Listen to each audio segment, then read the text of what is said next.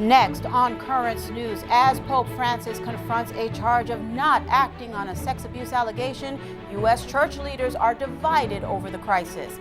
A new warning tonight from North Korea: talks to denuclearize the communist country could collapse. Stop! Stop! Stop! A man risks his own life to save others. The dramatic video is ahead. Plus, Catholic bishops remember Senator John McCain as a true American hero. The news starts right now.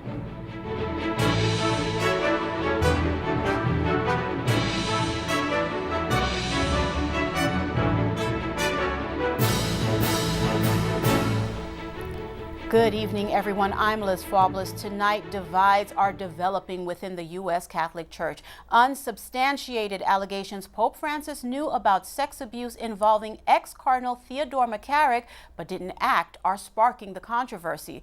The leader of the U.S. Bishops' Conference, Cardinal Daniel DiNardo, is pressing for an urgent investigation into the McCarrick case and who knew about his misconduct. He called for, quote, a prompt and thorough examination into how the grave moral failings of a brother bishop could have been tolerated for so long. Cardinal DiNardo also said he's eager for a face-to-face meeting with the Holy Father. Tonight, several U.S. bishops are speaking out about the allegations against the Pope. He's accused of not handling the McCarrick case properly. The allegation came from a high-ranking church official, the former Vatican ambassador to the U.S., Archbishop Carlo Vigano. Currents News' Tim Harfman is here with the very latest on that part of the story. Tim, what do you have for us? Liz, the Vigano accusation has many in the American hierarchy choosing sides. Some are defending the Archbishop, while others are rallying around the Pope after Francis urged reporters to investigate him. Leggete voi attentamente il comunicato e fate voi il vostro giudizio. Io non dirò una parola su questo. That document came from Archbishop Vigano and included the charge that the Pope was aware of wrongdoing by McCarrick, but didn't act against the ex-cardinal.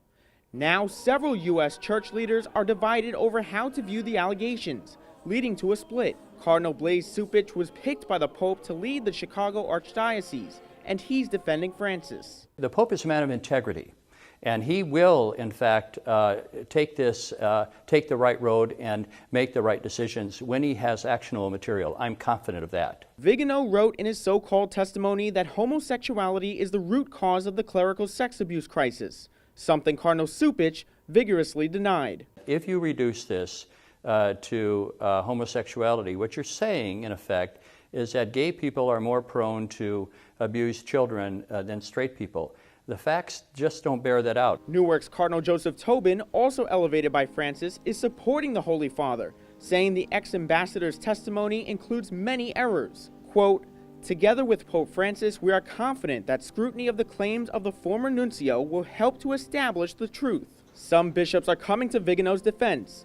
Bishop Joseph Strickland of Tyler, Texas, called the Archbishop's accusations credible and told his priests to repeat that opinion at Mass. Bishop Thomas Olmsted of Phoenix, Arizona, made this statement about Vigano, quote, I have always known and respected him as a man of truthfulness, faith, and integrity. Whoever has covered up these shameful acts must be brought to the light of day. Also backing Vigano is Bishop Robert Molino of Madison, Wisconsin, who wrote, quote, Archbishop Vigano has offered a number of concrete, real allegations in his recent document, giving names, dates, places, and the location of supporting documentation. The criteria for credible allegations are more than fulfilled. As American church leaders take sides in the debate over the allegations against the Holy Father, the Pope is steadfast. Un atto di fiducia. Quando passi un po' il tempo e voi avete le conclusioni, forse parlerò, ma io vorrei che la vostra maturità professionale faccia questo lavoro. Journalists are vowing to take up the Pope's challenge to find the truth, Liz. Tim, Cardinal Tobin has said that the Holy Father's opponents are using this Vigano accusations for other purposes. What might that be? The Cardinal said he believed the ultimate goal of the Holy Father's critics is to cripple the Francis papacy, maybe even forcing him to resign. And short of that, he said, They are trying to neuter his voice and cast doubts about his authority, Liz. All right, Tim, thank you so much for keeping us up to date on this developing story. Pope Benedict will not comment on what Archbishop Vigano has written, including where he said that the retired pontiff imposed sanctions on Theodore McCarrick that were later lifted by Pope Francis. News of Benedict's decision comes from his private secretary, Archbishop Georg Ganswein. Archbishop Vigano has denied allegations he tried to halt an investigation of alleged sexual misconduct in the Minnesota Archdiocese of St. Paul and Minneapolis. A 2014 memo written by a priest involved with the Minnesota probe accused Vigano. The Archbishop said the charges are false. All right, joining us now to dig further into the story is Crux editor John Allen. He joins us from Rome. John, thank you so much for being with us. As you've heard, we have reported on what we know so far about this troubling story. There are divisions within the Catholic Church. How severe are they, and how should they be addressed? Well, look, I mean, I think there are two things that are clearly true about this remarkable story involving accusations from Archbishop Vigano, the Pope's former ambassador in the States, that Pope Francis knew about and covered up allegations against Cardinal McCarrick. Two things. One, there is a clear political division that is being revealed in how people are reacting to this. I mean, basically, if you look at the statements that U.S. bishops have put out and other players in the Catholic Church, you know, it's obvious that the more liberal you are, the more inclined you are to disregard these allegations, and the more conservative you are, the more you are inclined to take them seriously. And it's an unfortunate fact that, you know, in some ways, a question about proper governance, that is, showing resolve in the response to the sexual abuse of anyone, but most especially children in the Catholic Church, which ought not to be about politics. That issue in this case clearly seems to have been hijacked, at least in terms of how people are reacting to it, by those political divisions. The other point is that none of this has absolutely anything to do with the factual question at the heart of this story, which really now boils down to what the Pope knew and when he knew it. Archbishop Vigano is suggesting that as of June 2013, Pope Francis was aware both that there were concerns about misconduct by Cardinal McCarrick, and also that he had been subject to sanctions under Pope Benedict XVI, and he disregarded that. Now, I don't care whether you're a liberal or conservative. That is a factual claim. And what has to happen now is that, you know, aggressive reporting has to unfold to find out if we can get to the heart of that matter. And at the same time, I would also say that anyone who is in possession of information that might bear on this one way or the other, whether that's the Vatican or the Papal Embassy in Washington or the U.S. Bishops' Conference or anyone else, you know, I think they are obligated to come forward and tell us what they know. Because if Catholics around the world cannot have confidence that their Pope won't cover up accusations of sex abuse, then I'm not sure how we ever go forward on this issue. So is there any substance to the claim that the Holy Father lifted sanctions against McCarrick that Pope Benedict imposed? Well, you know, that's a task for reporting and for disclosure, I would say, to stand up to. I mean, at this stage, you know, at Crux, we do have information that we are still scrambling to confirm, that there was some kind of discipline imposed under Pope Benedict XVI. But as I say, we are not yet in a position to confirm that. It is a form of sort of secondhand accounts. I mean, I take on board what the Pope said on the papal plane on the way back from Ireland Sunday night. You know, he said, you know, reporters, do your job. I think that's what we're all trying to do. The Pope has tried to combat the clerical sex abuse crisis in a number of ways, as you know and as you reported. Will his efforts suffer a setback because of what Vigano has written? Well, I think this clearly, until it is cleared up, it obviously raises real questions about the Pope's commitment to zero tolerance on the sex abuse issue. As you say, he has tried to take many reform measures. On the other hand, critics would say that some of those measures have been ineffective or half-hearted.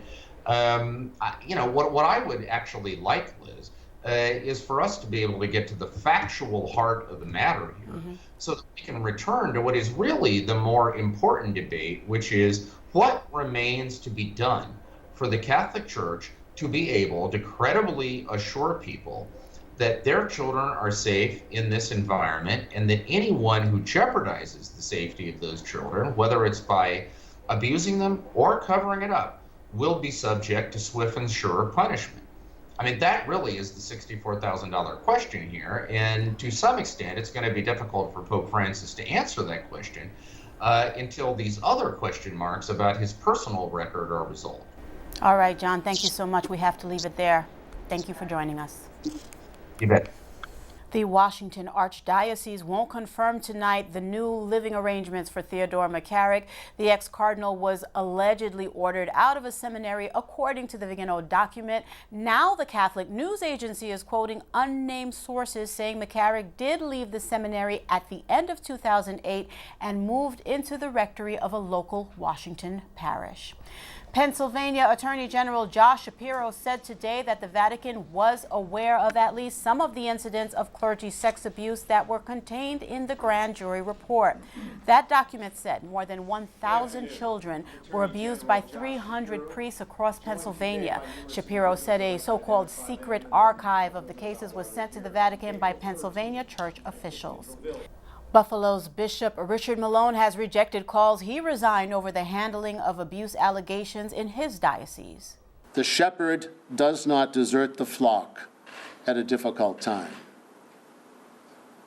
I, as many others, have learned and will continue to learn from this difficult time, and I have drawn from these challenges the strength, the energy, the focus, to take the actions necessary to ensure, to the best of our ability, that our work is guided not just by precedent and policy, but by a shared sense of good, by our moral compass.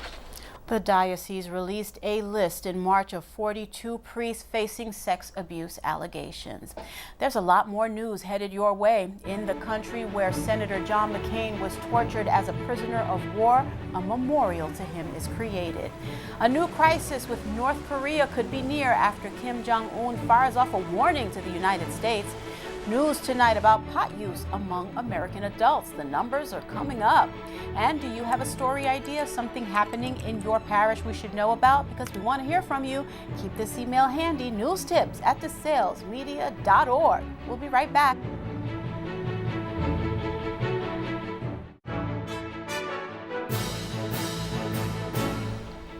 Tonight, the Senate is planning new steps to commemorate the memory of their colleague, John McCain. The Vietnam War hero lost his life to brain cancer this past weekend. Now, a bipartisan committee has come together to make recommendations on a permanent memorial. The bishops of Arizona are praising the senator, saying, quote, John McCain is an American hero. Although he will be remembered by all Americans, we are fortunate as Arizonians that we can call Senator McCain one of our own. Senator Lindsey Graham was very close to Senator McCain, and he took to the Senate floor this afternoon to remember his friend. He taught me that honor and imperfection are always in competition. I do not cry for a perfect man.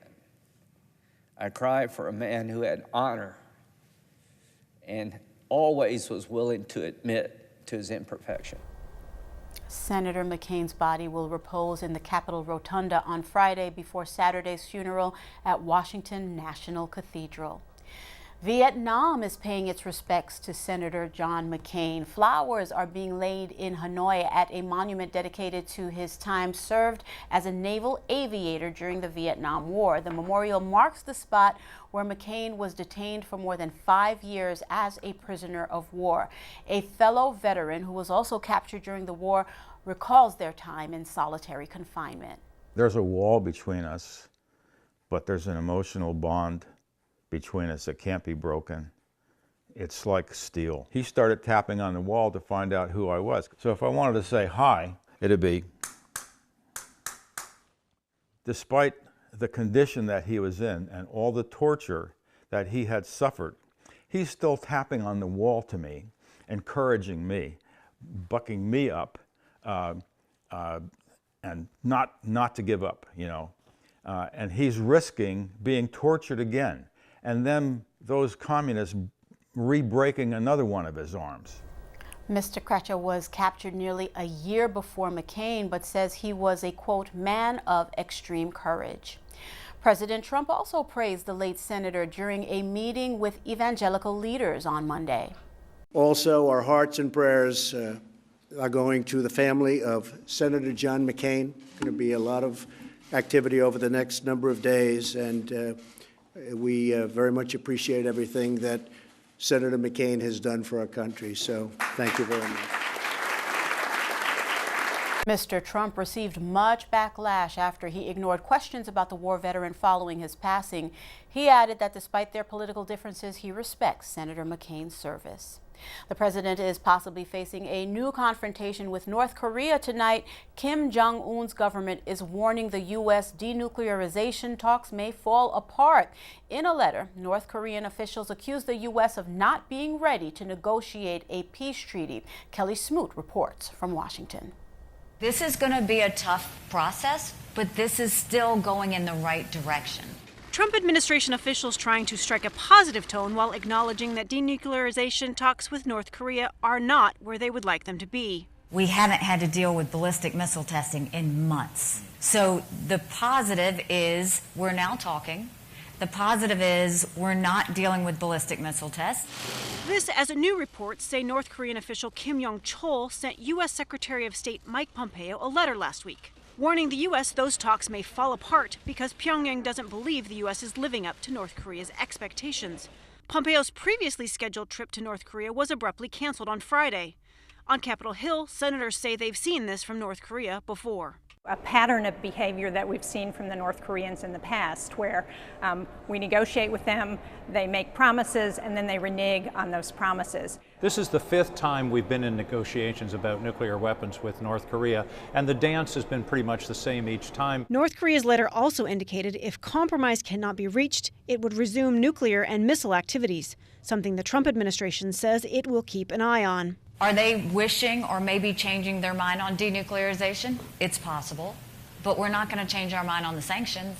We're not going to change our mind on denuclearization. Kelly Smoot, Currents News.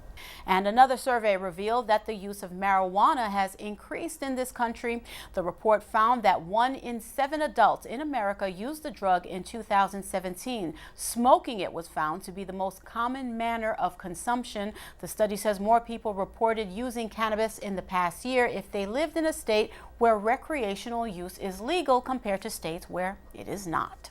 Still to come on Currents News, a man put his own life at risk to save others from injury when a wrong-way driver was speeding on the road.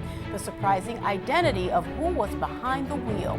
Before he landed in Ireland for the World Meeting of Families, the Pope had good advice for a TV cameraman on the plane who was about to get married.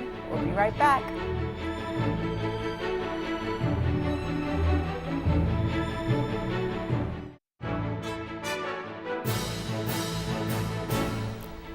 Maybe the worst danger on the road is a driver speeding the wrong way. Well, when Thomas Prado spotted a car doing just that, he risked his own life to save other people. Maria Salazar reports. Stop! Stop!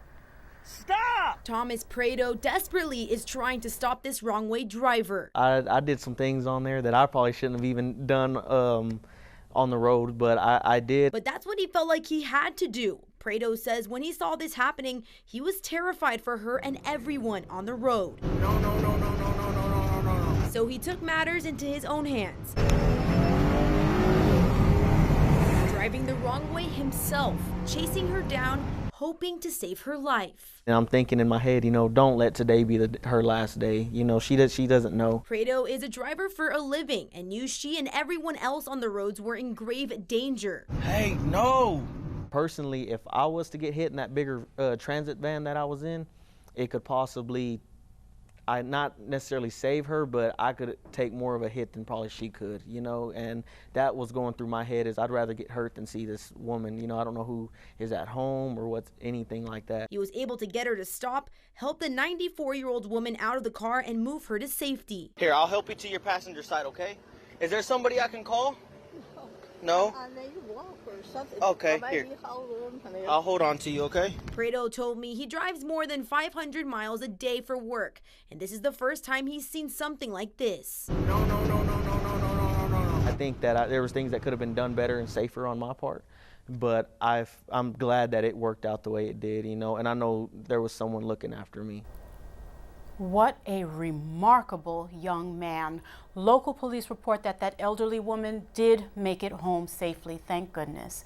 Well, the saying goes, it's never too early to save for retirement. Well, according to a new bank survey, more Americans are doing just that. According to the study, more people are saving for their golden years than last year.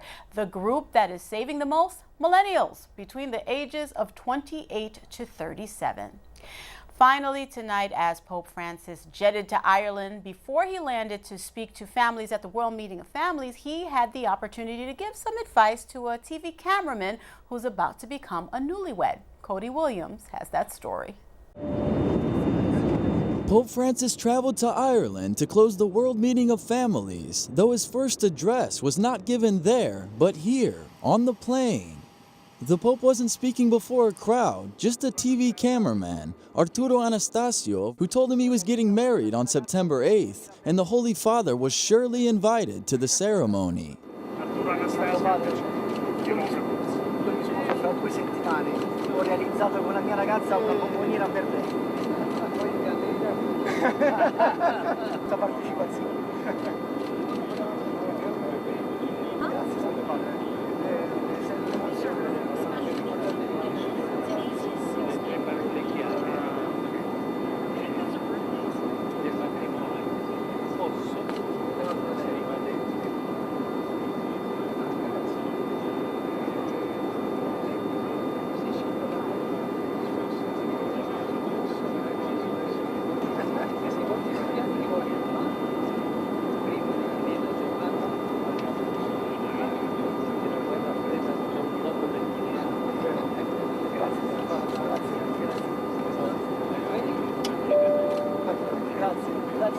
Pope Francis gave them these 2 rosaries. Arturo has traveled on 10 papal trips with the Holy Father, and it's not the first time he's been given a gift. On another occasion, the Pope also signed a photo for him.